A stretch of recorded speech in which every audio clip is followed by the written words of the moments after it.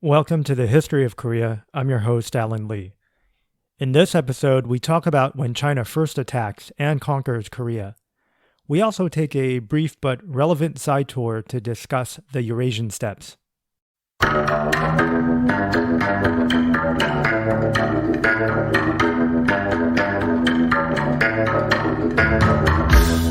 In the last episode, we concluded the war we led up to the war between the Han Dynasty and Go-Joseon in 109 BCE, and we can say with a lot of certainty that this is the first time China, at least as a people and state as we know it, has attacked Korea as a state and people as we know it.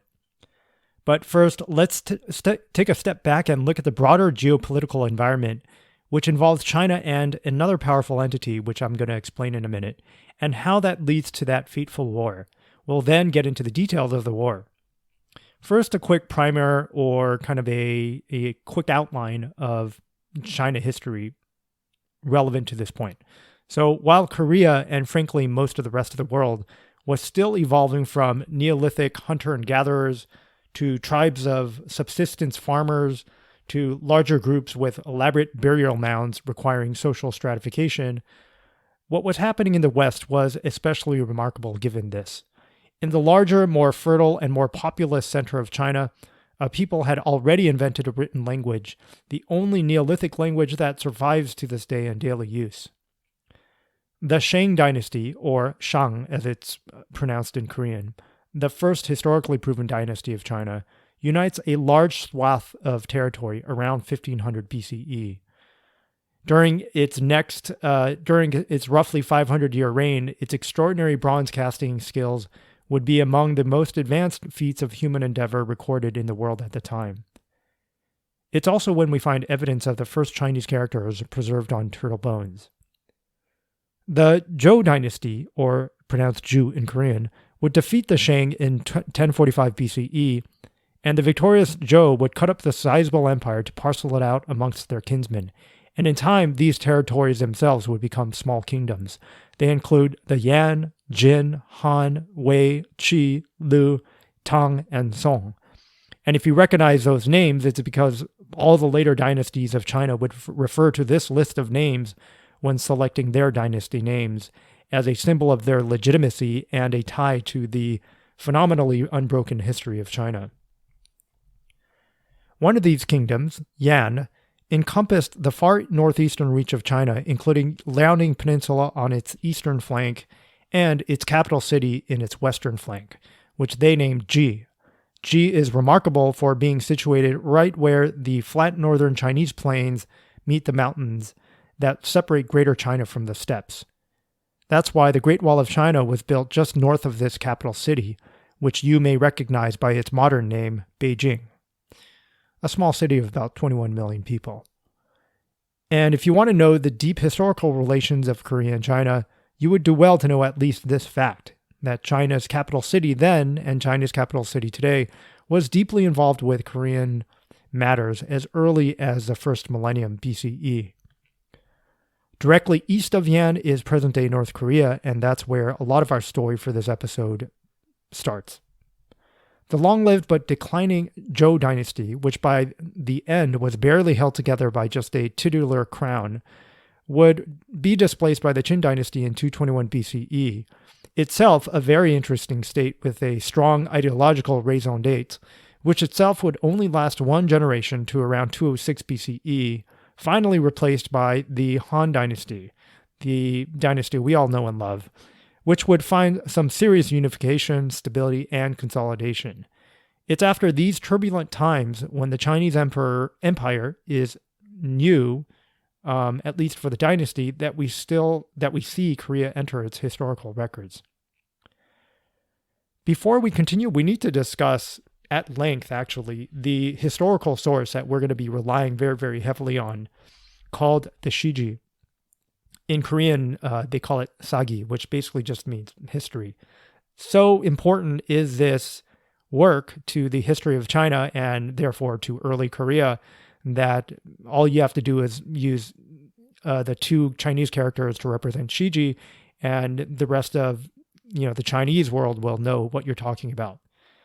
The Zhou dynasty is well documented into the spring and autumn period, or Chunchu Shide in Korean, and the Warring States period.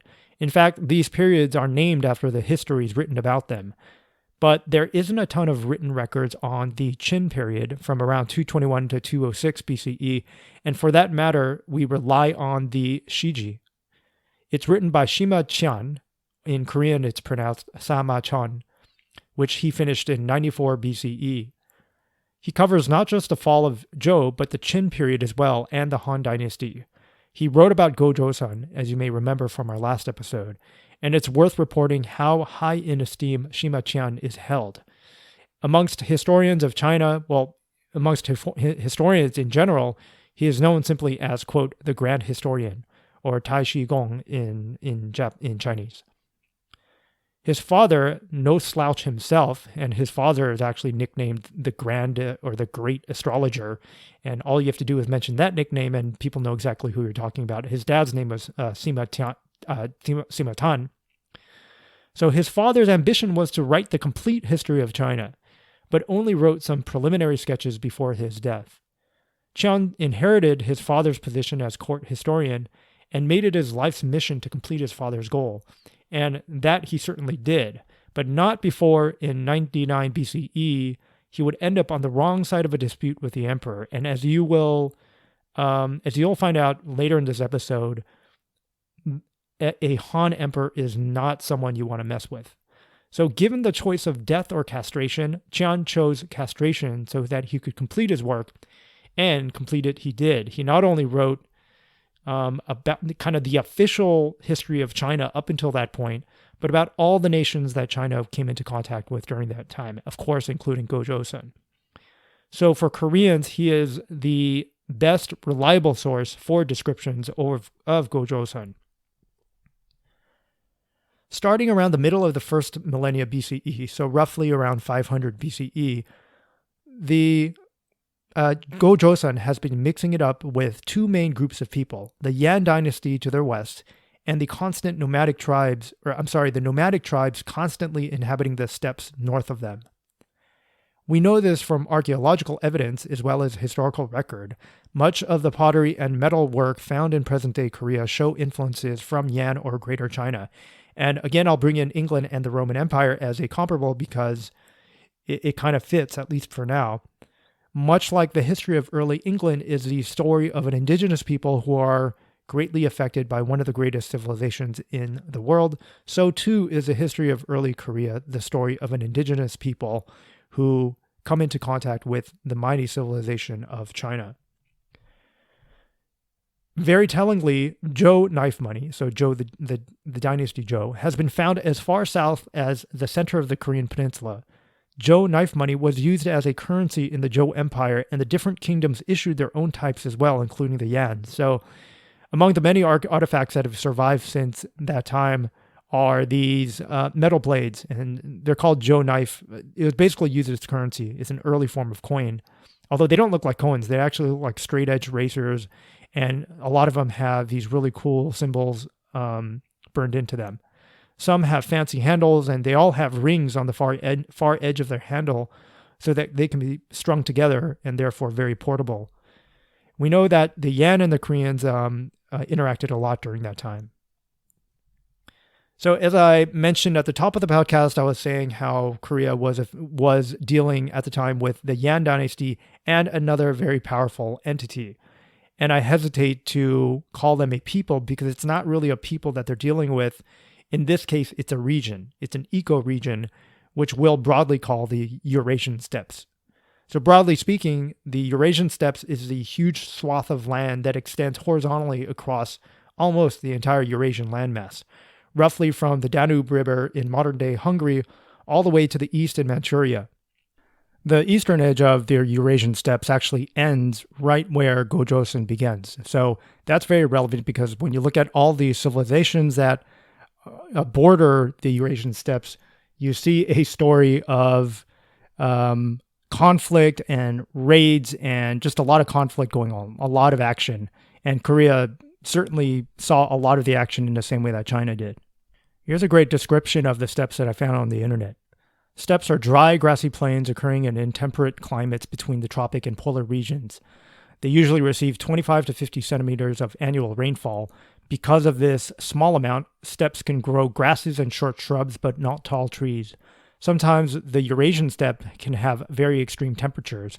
It can reach up to 104 degrees Fahrenheit in the summer and can fall down to negative 40 degrees Fahrenheit in the winter.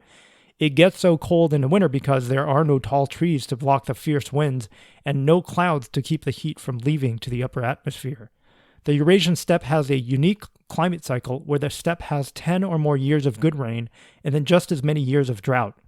The soil in the steppes has a lot of minerals, but not so much organic matter as a result of such little amount of rainfall in the steppes, unquote.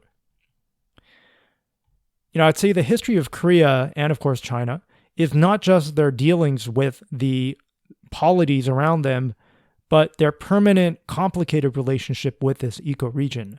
This ecoregion is not good for agriculture. It's not enough rain.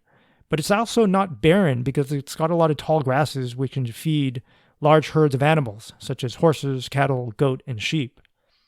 In fact, horses started out as a cheap winter meat, not as just transportation or, companionship, I guess, is what they provide nowadays.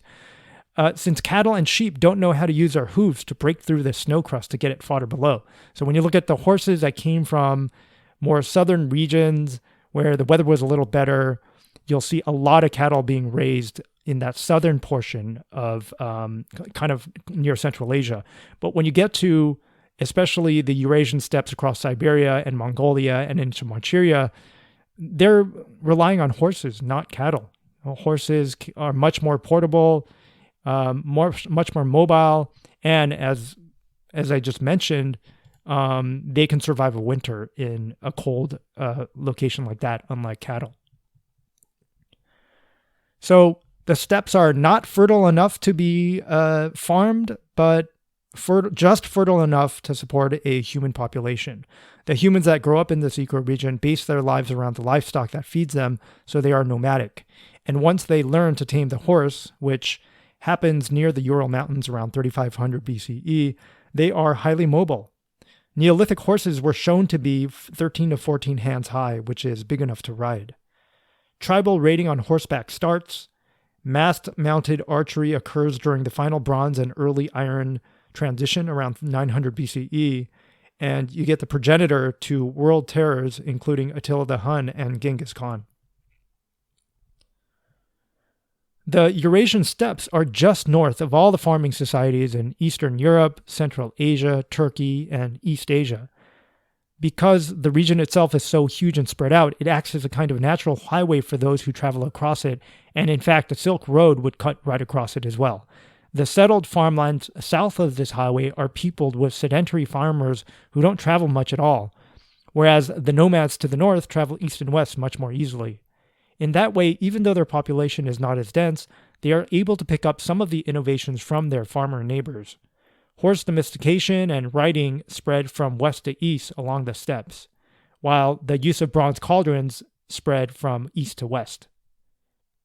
Language and blood were also somewhat mixed in this way.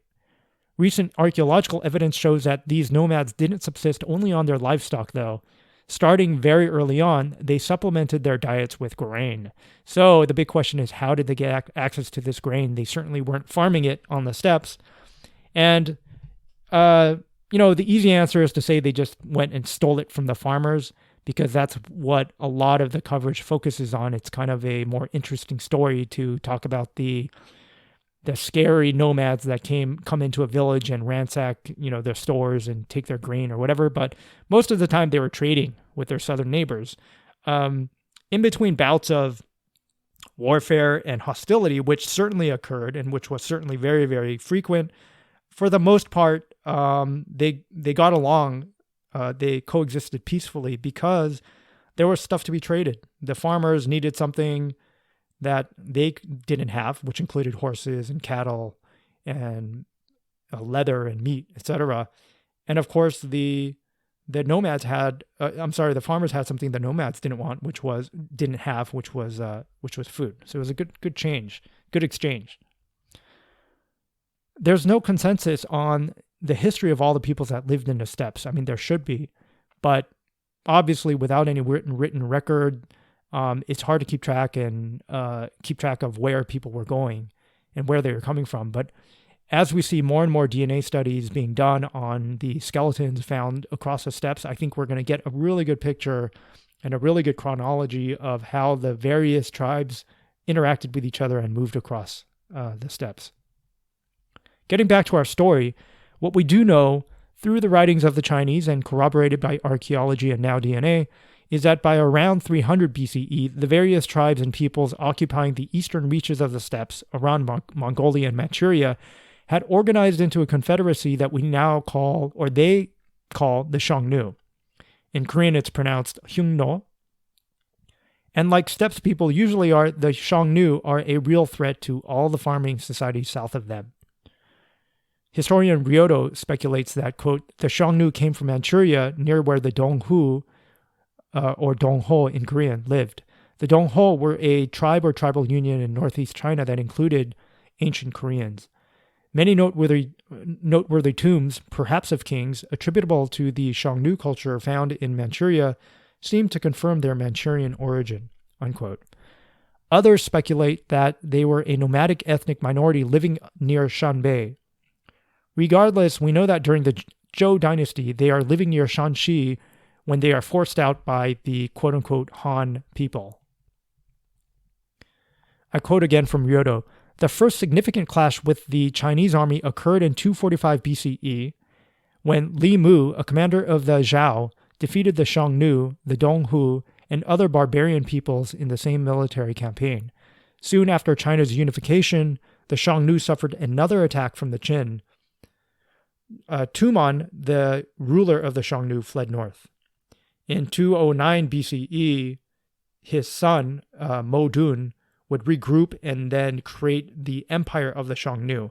And in true tribal fashion, he came to power by ordering his men to kill his own father in 209 BCE. This is one of those times when the steppes people have unified into a single confederation. And when that happens, the world changes. So the way I view it is you have this amorphous, huge mass, ever-changing mass of tribes, nomadic tribesmen that are galloping across this enormous, the largest landmass on the planet. And they're constantly shifting around and they're following where their cattle and horses take them. For the most part, they're not unified, but when events conspire to bring them together into a unified unit, that's when really, really big things happen. And if you need an example, just look at Genghis Khan and the Mongols. And the Xiongnu was another one of these examples. If you want to know how powerful the Xiongnu had become by that time, consider that the Great Wall of China, as we know it, was built first as a demarcation of territory by the Qin dynasty, but also as a defense against the Xiongnu. Actually, the beginnings of the walls were built by the separate kingdoms even before then, around 800 BCE, to protect against the nomads as well as each other, but the Qin in 221 BCE organized all the walls into one mostly continuous one running east and west. What do the Xiongnu have to do with Korea? Well, there is strong evidence that the Xiongnu and the Donghu, another nomadic tribe, were interacting a lot with Go-Joseon and might even have been related.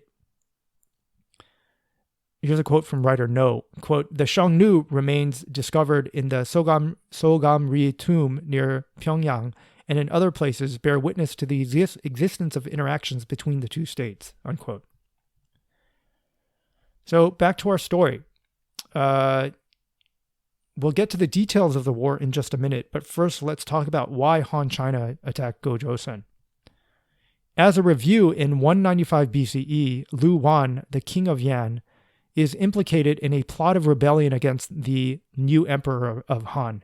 He flees to the Xiongnu, but his general, Wiman, instead goes to the Go-Joseon, where he would go on to usurp power from King Jun. Though there was already some bad blood between the Han and Go-Joseon, after all, one of their most wanted men has not only found safe harbor in Go-Joseon, but managed to take it over as his own. Sometime later, according to the Shiji, Wiman is charged with the duty of defending the border from neighboring barbarians for the for the Han. He's enfuffed as an outer vassal of the Han Empire and supplied with iron weapons on the condition that he refrain from blocking the passage of those tribes wishing an audience with the emperor. Weimon used this advantage to subjugate neighboring polities including Jinbun, which occupied what is now the bulbous territory between Pyongyang and Seoul, and Imdon. Meanwhile, in 133 BCE, the Han Dynasty has declared an all-out war on the Xiongnu over raids, incursions, and just general conquest of land. In fact, when you look at archaeology and history, the raids are occurring both ways at this point. Especially beginning in the Zhou Dynasty, you have some very aggressive, quote-unquote, ethnic Han who are trying to expand the border northward. And they're starting to encroach on the territories of tribespeople like the Xiongnu. It went both ways. The Xiongnu were also trying to press southward as well. Meanwhile, in 133, so by 109 BCE, Weimon's grandson, Uga, is the king of Gojoseon. But by then, all formal diplomatic relations with Han ceased to exist. So sometime between when Weimon was enfuffed as a quote-unquote outer vassal by the Han Dynasty and his grandson, they've broken off all relations. And historians postulate that it's because Gojoseon had attained enough skill in how to produce iron weapons that they were getting, maybe a little cocky with themselves. And they were trying to assert their independence as well. They're trying to say they don't really need the Han anymore. But the problem is they were sitting in between the Korean states to the south, including one called Jinbun, and the Donghu and the other Manchurian tribes to the east. Because when you look at the center of power for Gojoseon, it sits right around the Liaodong Peninsula, which is basically in between the Han Dynasty and the rest of Manchuria and the Korean Peninsula. So they are, in essence, the gatekeeper. And what it seems like is that they are now either demanding a very high toll for other tribes to deal with the Chinese, or who knows what exactly went on. But they were trying to assert their regional might. So Han attacked either because the ruler Weimon was blocking, or Uga, I should say, was blocking access from other polities to the emperor. B, Han was actually afraid Gojoseon would align with the Xiongnu. Or C, some overzealous military officers got carried away and didn't try hard enough to negotiate. And you'll see that it's a little bit of all three of those.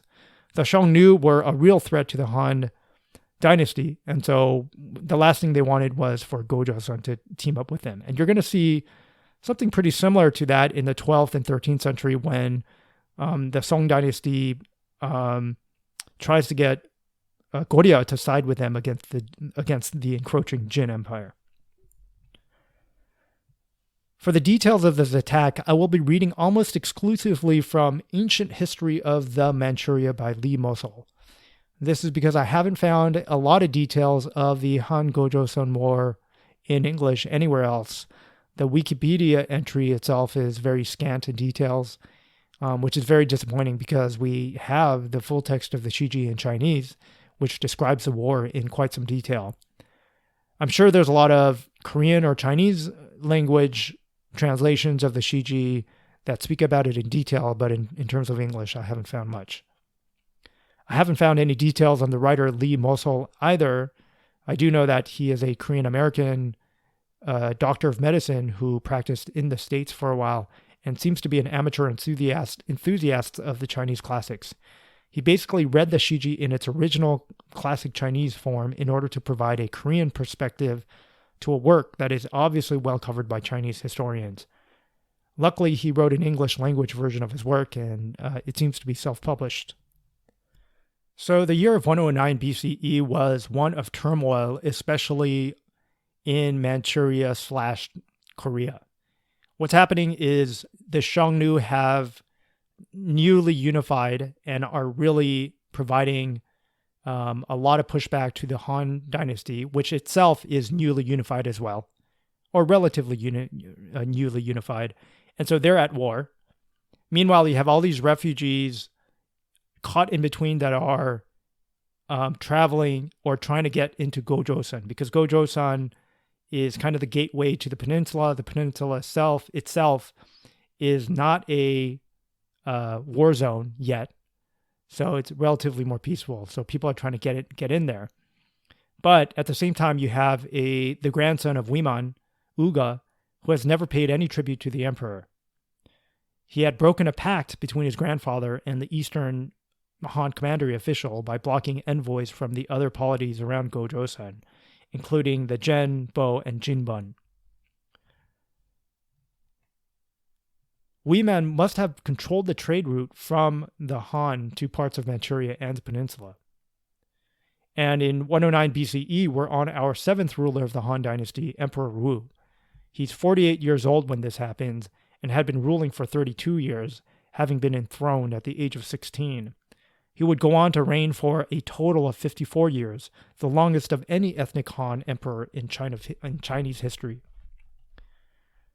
So he sent an official envoy, and I'm going to try to pronounce it in the Chinese, Shi He, in Korean it's Sub-ha, as the official envoy to Uga to presumably issue a cease and desist.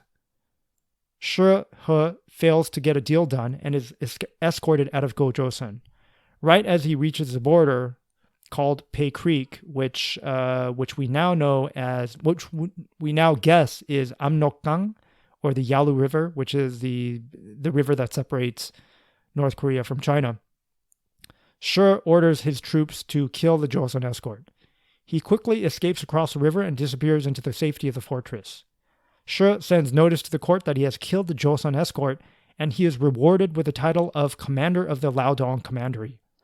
Joseon understandably gets angry, mobilizes its troops, and attacks and kills Shi He. The way this is written in the Shiji makes it seem very simple, but for a Joseon force to attack and kill the envoy within a commandery requires a major battle. Using the death of his envoy as a pretext, Emperor Wu launches an attack on the capital of Gojoseon. This is a major offensive. The first line of the Shiji describing this attack is, quote, "The emperor gathered the criminals to attack the Joseon," unquote. It seems that Emperor Wu has forced or otherwise conscripted an army of criminals, or at the very least, defeated enemies, into his army. This is relevant, as you'll see in a minute.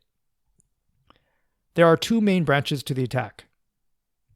In the autumn, Yangpu, or Yangbok, as it's pronounced in Korean, the commanding officer of the Han Navy, sails along the shore of Chi, or basically the southern shoreline of Shandong province, with 50,000 soldiers through Bohai Bay, which is a body of water, to arrive at the battlefield. A few days afterwards, the left branch of the army under commanding General Shiji is deployed from Liaodong and reaches the capital. He commands Uga to surrender. King Uga refuses, moves from the capital city Wanggum to the fortress. As Li writes, back in those days, there were two ways to protect the royal family. The first was to make the capital city itself a fortress. This was more common if it were located on a flat field. They would construct a moat around a stone wall. However, if the capital were located near mountainous terrain, they would usually build a separate fortress in the mountains. Li theorizes that Wanghom was the latter. Uga himself had two main military branches to defend. While we know there were 50,000 troops under Yangpu, as the Shiji describes, the Shiji doesn't specify how many were under General Shunji. However, we know that Yangpu was subordinate to Shunji. Therefore, Li concludes that Shunji's force was likely larger, so that the total force is over 100,000 strong. An officer named Da from the Liaodong division led the first assault, but was defeated so badly that many of his soldiers fled the battlefield, and here we see the relevance of a largely unwilling army. Da is executed for this failure. Next, an army of 7,000 soldiers from Chi, or Shandong, are the first from their branch to arrive at the capital. Uga, seeing that there aren't that many soldiers, quickly led an army to meet them in battle and defeated them. Many of the Han soldiers ran away into the mountains and hid for 10 days. Only later were they regrouped. Shunji attacked the western branch of Uga, but was unable to defeat them or advance. So let's take a step back and realize what just happened here. The fledgling Korean state of Gojoseon has repelled the mighty Han army, all 100,000 of them. And to give you a sense of how formidable this Chinese army was, the bona fides of both Chinese generals, Shiji and Yang Pu, are well documented. Shiji was from the Taiyuan region, a mountainous region in the heart of northern China in present-day Shanxi, and had gained a reputation as a fierce warrior, no doubt having gained experience in mountain terrain fighting as well as fighting the fierce nomads to the north. He may even have had some Shanrong blood himself. Shanrong is a fierce nomadic tribe from that area.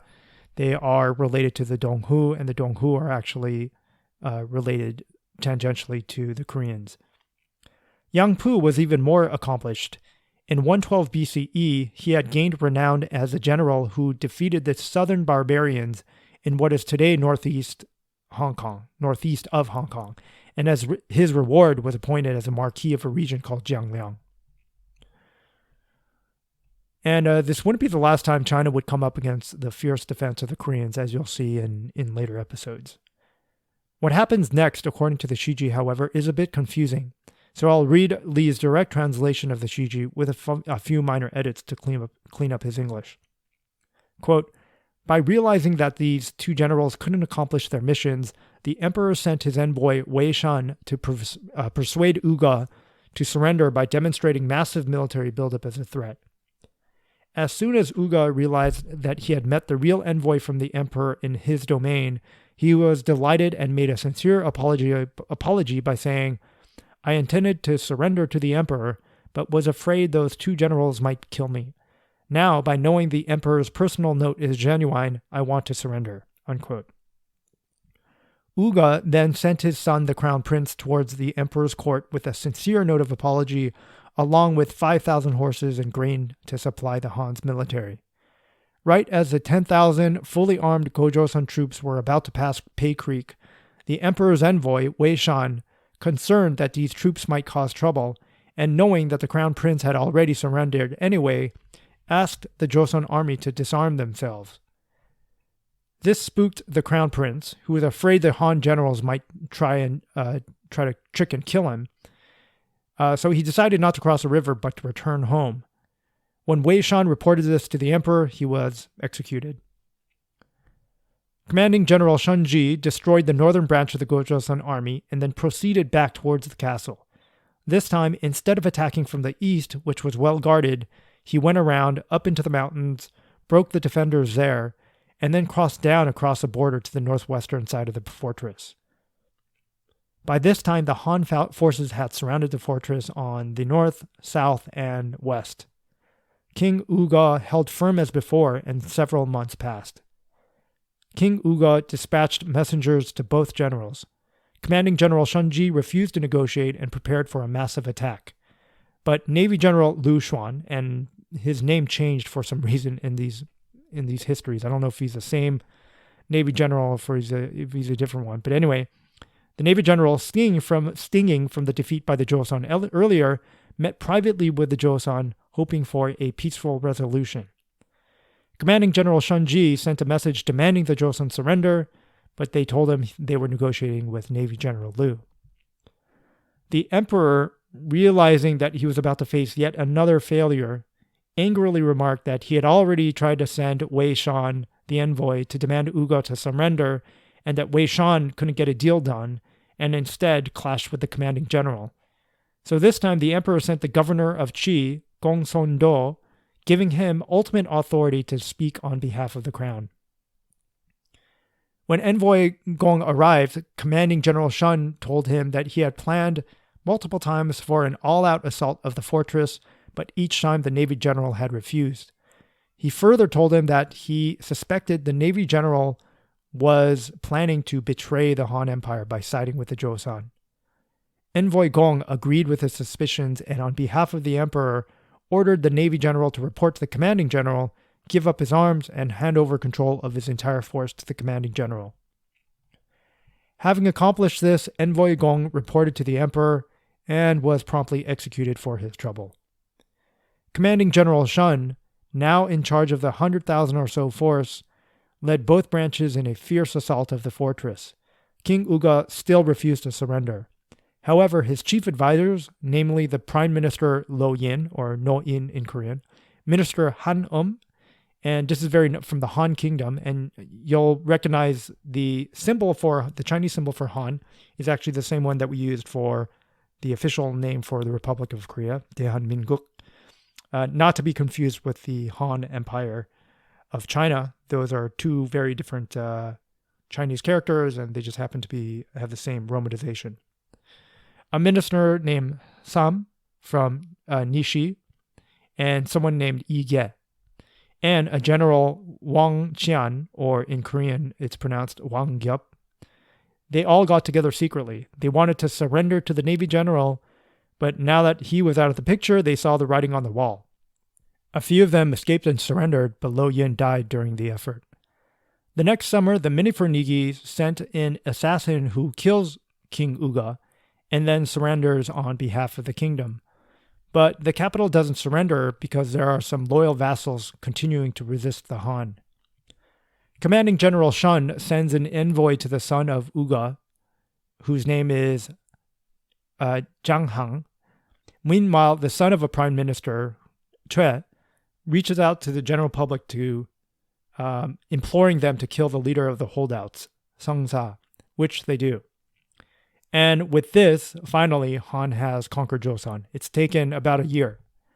Han sets up 4 commanderies, which we will discuss in the next episode, and infuffs Sam as marquis, while Hum, and Zhang Hang are also infuffed, as is Chue.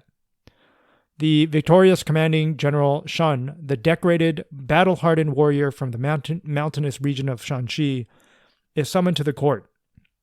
He is accused of the crime of jealousy, competing for war trophies, and failing to accomplish his mission, and is put to death. Navy General Liu was also called to court and was stripped of all his title, but was spared his life because he paid some enormous monetary penalty. The writer Li would wryly point out that this is the only time in Chinese history that a commanding general would be punished by death for bringing victory to the emperor. Li believes this shows the true, cold, terrific nature of not just Emperor Wu, but of the Han Dynasty.